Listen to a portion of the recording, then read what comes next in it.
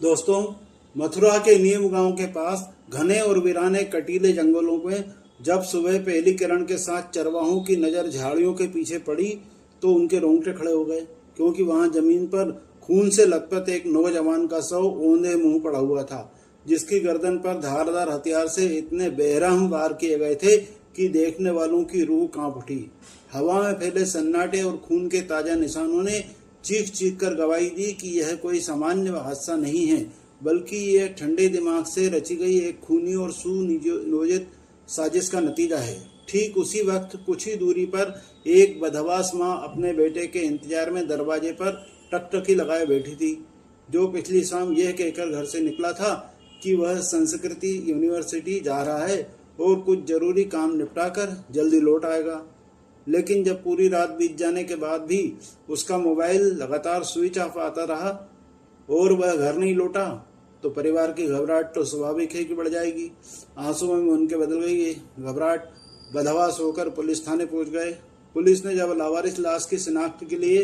परिजनों को बुलाया तो मां की चित्कार से पूरा थाना दहल उठा, क्योंकि वह बेजान जिस्म उसी होनहार नौजवान विपिन ठाकुर का था। इस अंधे कत्ल की गुत्थी को सुलझाने के लिए पुलिस के आला अधिकारियों ने तुरंत फोरेंसिक एक्सपर्ट, डॉग स्क्वाड और साइबर सेल की कई विशेष टीमों को मैदान में उतारा।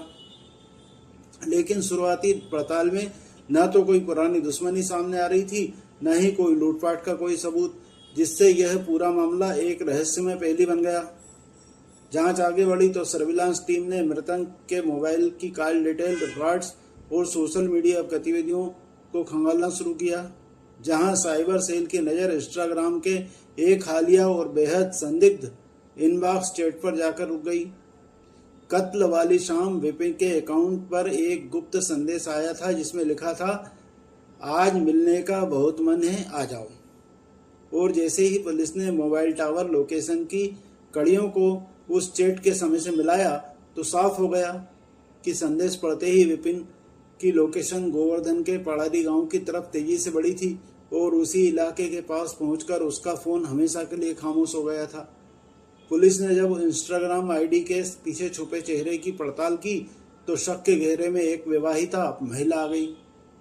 जिसके शादी के बाद भी पुराने प्रेम संबंधों को लेकर लगातार विवाद की बातें छनकार आ रही थी।